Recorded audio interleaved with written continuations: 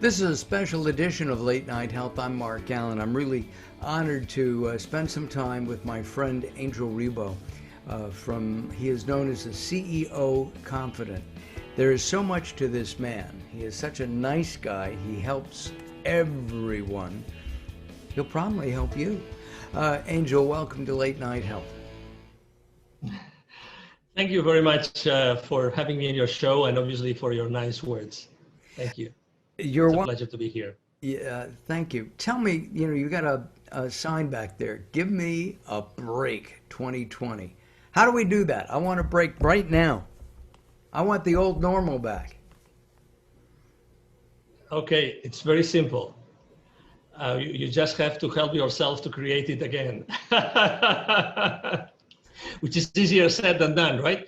But yes, so it was actually three weeks ago I started to post, and I posted this with different visuals, but I started to post online. As you know, I'm very active on LinkedIn because that's where my audience is. I started to actually post "Give Me a Break 2020," right? Because I definitely was listening to my audience, and everybody was saying the same thing. I wish. But it is what it is. It's what we have, and that's what we have to deal with. So I started to post this "Give Me a Break," and definitely let's say that a lot of people liked it when I did it. So in order to answer your question, let me tell you something. So the first thing is probably, why don't you start analyzing yourself? Where does this break need come from? Why do you need it? What are those things that are inside of you that make you think that you need the break? I'm not saying I don't have that need. And actually, I think that one of the main reasons why I was posting this so many times is because I personally am the first one needing a break. But what I would recommend, and I would have been recommending to my business partners and clients, is what is inside of you, which is actually shouting, like screaming, I need a break, I need a break. What's that thing? So what is that resistance being built? That's how I like to describe it. What is that resistance being built that you need to explode? I remember when I was in middle school, you probably remember that too, we were studying that concept of entropy, which is the level of disorder of a particular system. I think that the disorder in our systems has increased. How do we deal with that increasingly disorder in our lives is probably the same as the answer to why or how can we get a break. Do you need a break? You're very active in general, and he's shaking his head. Yeah, I need a break. What do you need a break from? So I have to tell you that I'm in denial, right? Because there's several people very close to me, they've told me I need a break, but I refuse to take it. And let me tell you why I refuse to take it. That happened to me also in 2009, interestingly enough, which was I was so proactively acting upon what I saw, the opportunities I saw in front of me, that I just couldn't stop. Literally, I just couldn't stop. Right now, since all this started, I'm growing my team, I'm growing my customer base, I'm growing so many things. And every single night I work, right now I'm working on 2 shifts for myself, but in 2 shifts. One is from 7 until 4 p.m. And the other one is from 7 p.m. until midnight, 1 a.m. every day. That's a true story, honestly. And I feel so energized. I feel so right? I feel so powerful, and I'm building so many things, and I'm training so many people on my own team, onboarding so many people that I feel so powerful. So I am completely in denial.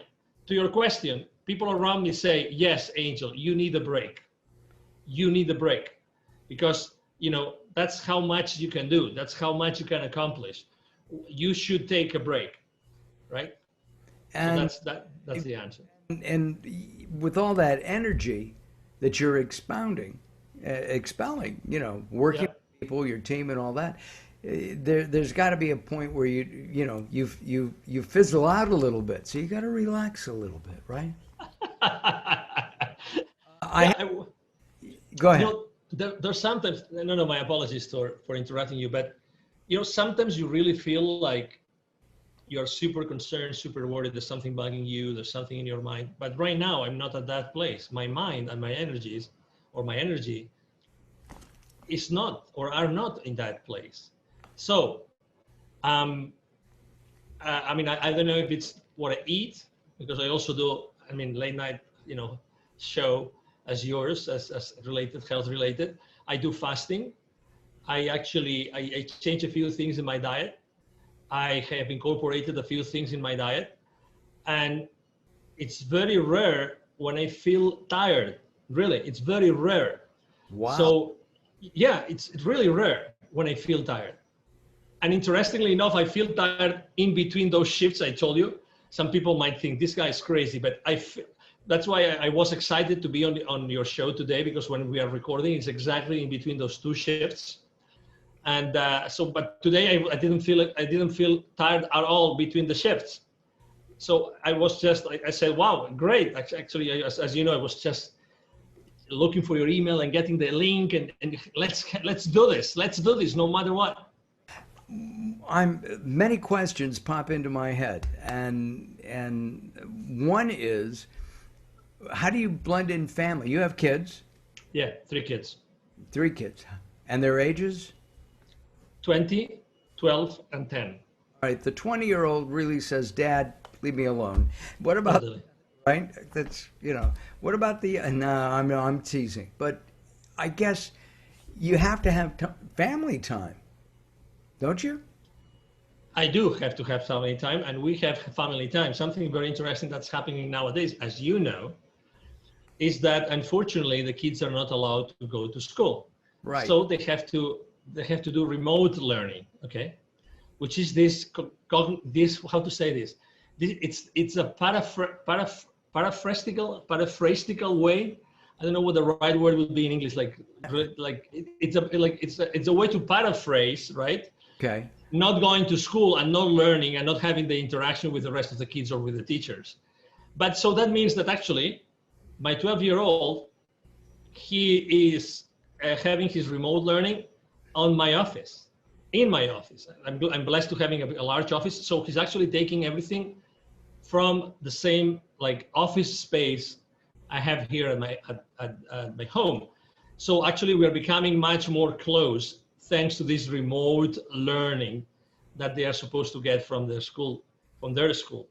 And the same with my daughter. My daughter doesn't share because she's more like, girls are more girls and want to be more with girls, and they have these things and they like, discussing the little chit chat among girls. She's not sharing a space with me, but obviously she spends a lot of time at home. So we see each other much more than before. In between shifts, we try to go have, dinner outside. We try to have some time together outside. And over the weekends, obviously, we spend a lot of time together. Again, we have really decreased the amount of activities we do outdoors for obvious reasons. Right. Are you afraid that your kids, as they grow up, and they're spread out over, a couple of years there, from your 20-year-old down to your 12-year-old, that they're going to miss some kind of relationship? Look, kids, at 12 years old, your daughter goes to school, she hugs her best friend. Next week, she's got a new best friend, and she hugs that one. There's a tactile thing. When my wife and I, before COVID, would go out, we'd see, millennials sitting at dinner with their cell phone, and they're texting. I always want to know if they're texting each other, 2 feet away. But to me, they're missing stuff. When we go out, when we used to go out, we talk.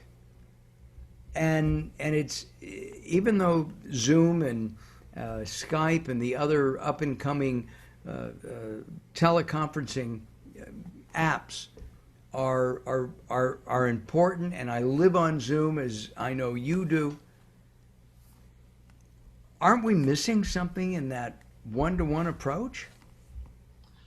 Yeah, one thing is that we are missing something. Definitely the answer to your question, I would say from my point of view, is we are missing something. But at the same time, pre-COVID, right? March, the last time that,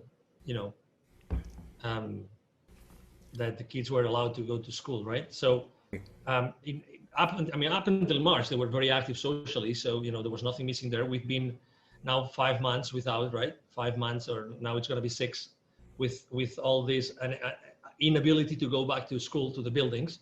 So I don't think that these 6 months have actually done, or in the long term, or even in the midterm, are going to do anything wrong to the kids. Because I don't think it's long enough. And actually, to the contrary, I believe that this time at home and realizing what's going on around them has given them the opportunity to think about things that they would have never thought had they stayed on a normal, way of doing things and going to school, and mom goes to work and dad goes to work. So I think that it's a great opportunity that the kids have lived. I guess this depends on every single home, right? But I think that the thoughts and the ideas and the discussions conversations that they have had with us, with the parents at home, I think it's really important. Number two, obviously they have still met with friends. I mean, there's been sleepovers, there's been, kids, they have gone to some other, kids, friends. And so there has been some social interaction. And right now, for instance, in Texas, they are talking about opening back schools. And yeah, I mean, we still have not decided. Yeah. Have you decided if you'd let your kids go back? Yeah, I mean, when they asked us to decide back in June, we said yes. We want them to go full speed to school. But then, I mean, I regret to say this, but if you asked 1,000 people on Earth, if you were an extraterrestrial and you came to Earth and you asked 1,000 people what do they think of COVID, you would probably get 1,000 different responses, right? Yes, absolutely. So it's the exact same thing about going to school. It's the exact same thing. So you asked the other day, I am very active on the school district here, very active with the schools. I've been volunteer. I go to the board meetings, everything. Every time I ask the same question to different officials from the same school district, from different campuses, I get different responses every single time. Every single time. I'm going to give you an example. Sure. I'm going to give you an example to your question. I wanted to be part of a committee that was put in place before the school year started in August. And that committee met, and it was the counseling committee of the school district. It was part of that committee. And the school official disclosed with us, the 70 parents that were part of that committee, he disclosed how many parents had said, we want our kids to go to school. We want them to go to school regardless. We want our kids to go to school. We don't know what the restrictions are going to be. We want our kids. 85%,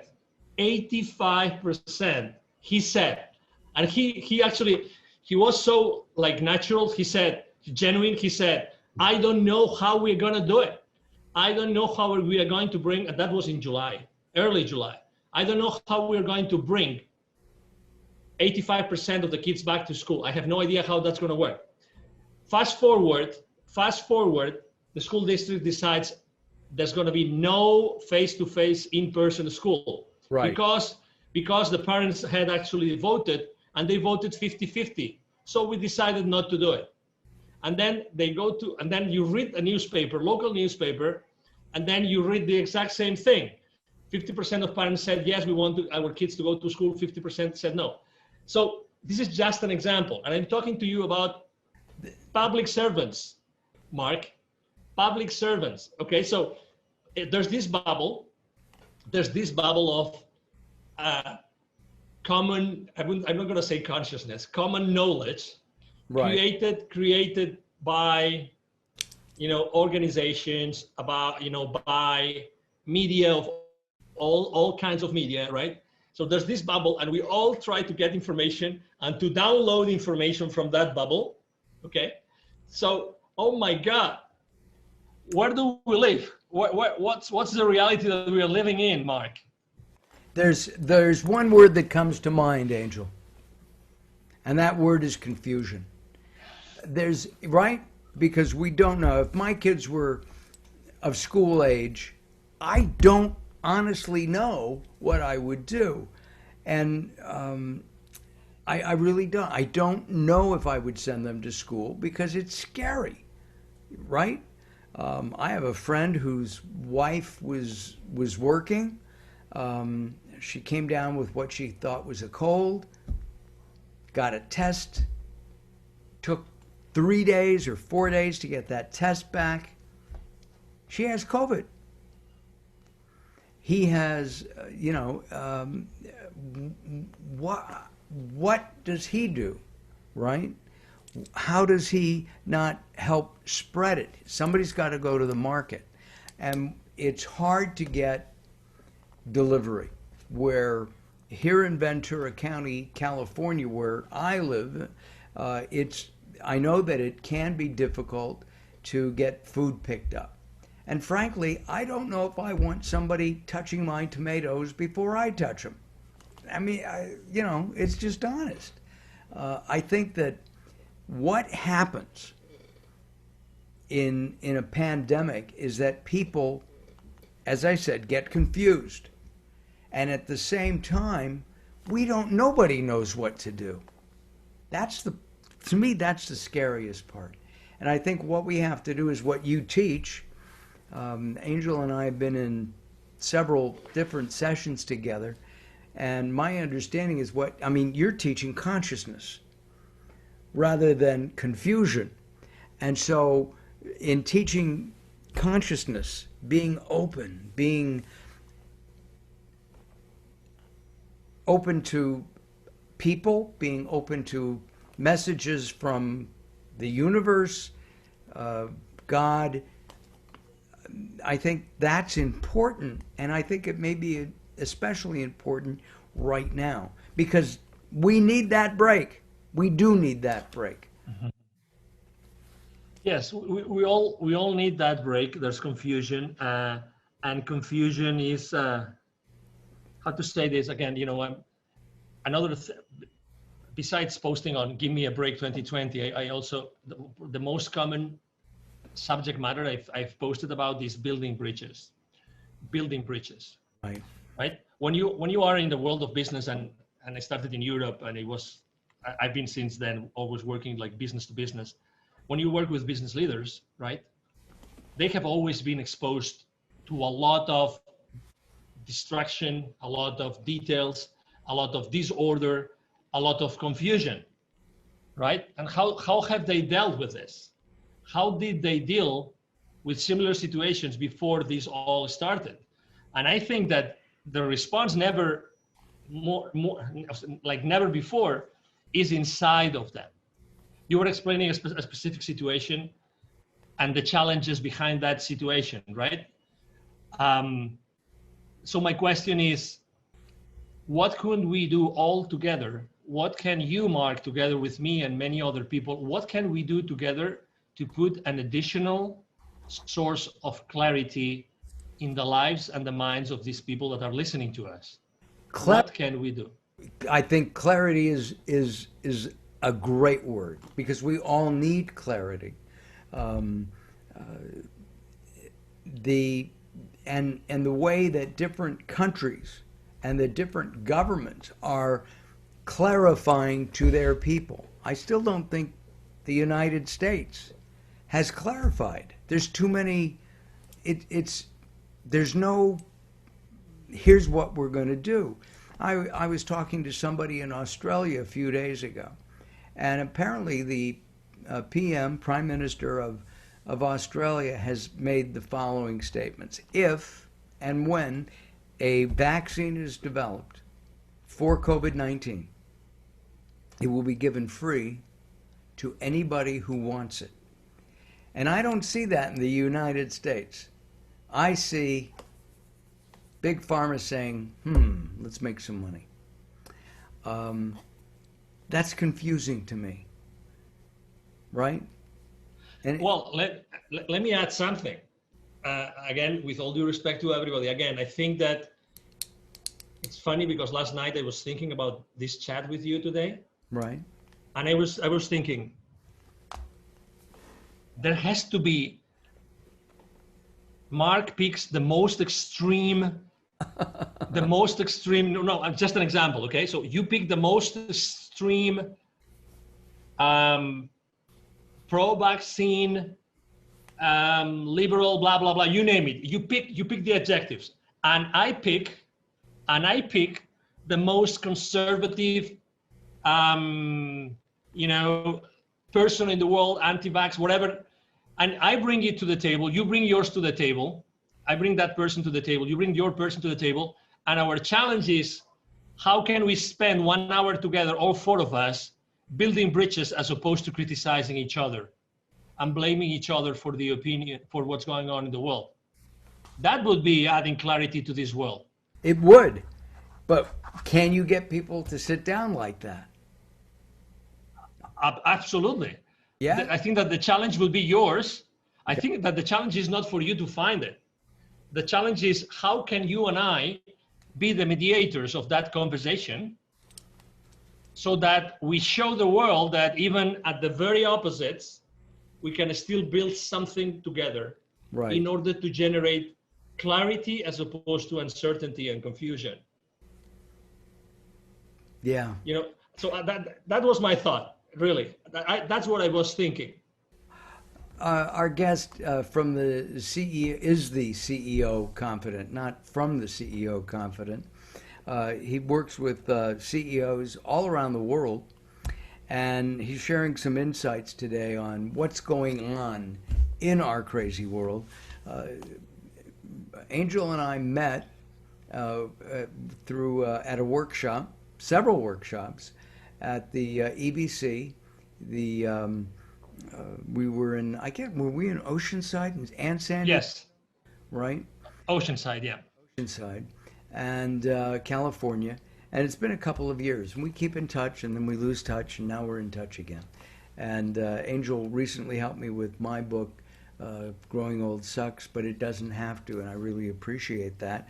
And then 2 years ago, I ran into, I think we were in, you were here in LA, in the LA area, and you introduced me to some people, and they said, if you ever come to Spain, look us up. And we planned a trip, and turns out that we spent the time in Nirja, which is where they live, and it was a great time. I wouldn't have gone into the caves of Nirja, which are phenomenal, had it not been for them. What are you doing now? You've mentioned building bridges. I know that in my business, which is video production and hosting, I've been going out and doing more and more interviews, as many as I can, to enhance my paid videos, because we all need money. So what kind of building bridge techniques have you developed so that people who are used to flying from Dallas, where you are, to Philadelphia to make a sale, they're now doing it through the computer? Mm-hmm. So the first thing I've done is I kind of tweak my strategy of what kind of content I share online. That's the first thing. Okay, so I have been more on the side of, personal, immediate, taking action kind of posts, in which the content is very simple, the ideas are very simple, they're very easy to digest graphically and visually, but they always have a message. And I have to tell you, people consistently, my audience consistently appreciates the fact that I'm not talking about complex things like as I used to do before. I'm now talking about more self-help motivational stuff, much more than business related, which I still do. But I think that people need more than ever, because they spend more time online. They need to hear, they need to listen and to read things more closer to their hearts. That's number one. Number two, and you mentioned it very well, it's funny how the stars align themselves. And, Mark and I had not spoken for a while, but, suddenly 3 or 4 different media like yours have picked up on me about conscious leadership. Totally. And actually that wasn't, I didn't have a branding campaign, positioning campaign like in the background, like pitching media, or no, it just came to me. It just came to me because probably what I was posting and when people see my videos and see my interviews and see my podcasts or see my content online, they know what I stand for. So, and again, going to the world of business, because as I said before, I work at the business to business environment or arena. Going to business, I think that business leaders now need to be conscious like never before. They need to hear different messages. And you, instead of working on their business, are you working with them to better understand themselves so that they can go back and work with their team? Absolutely. Absolutely. And not only that, that's why I say, I mean, I totally believe in the alignment of stars. If I told you that the business partners that they have today or clients they have today, most of them are also aligned to this vision of helping businesses more on the culture kind of thing, more on the, hey, let's build something together so that we can live together better, and that's extremely important. So it's funny that like I am attracting, there's this inertia coming behind me, which actually is overtaking me. It's overtaking me. That would be the right word to use, in that direction. So even my own business partners and clients, they are helping me do the same thing from a different perspective, but they're helping me do the same thing. And third, yes, I mean, I think that business leaders more than ever, even if they've been in similar situations, even if they had contingency plans, they had plan Bs prepared, they still need personal support. And they want to do it with someone that has been there for a long time, understands business, understands international, this kind of thing. So, to be honest, I consider myself a conduit. I'm blessed to know people like you and to be able to drink from your sources, because I mean your show is just amazing, and well, thank you. The people that you bring to the table every night is just amazing. Well, so and we need the sources of wisdom more than ever before, Mark. We do. One of the things that Angel and I did, we worked with Gary Stewart in a constellation healing, and it's you kind of for me or for Angel, we don't know each other's in-depth history, but we would be asked a question and answer it as if we were part of in Angel's history, his maybe family from 2 or 3 or 4 generations back. And Angel was very complimentary, saying I hit the nail on the head. So, and I remember that specifically. Angel, we're out of time. We'll have to do this again. Let's not wait so long. Okay? You can count on me anytime, Mark. It's been a pleasure to be here. Thank you to your audience. Thank you for being patient to listen to me.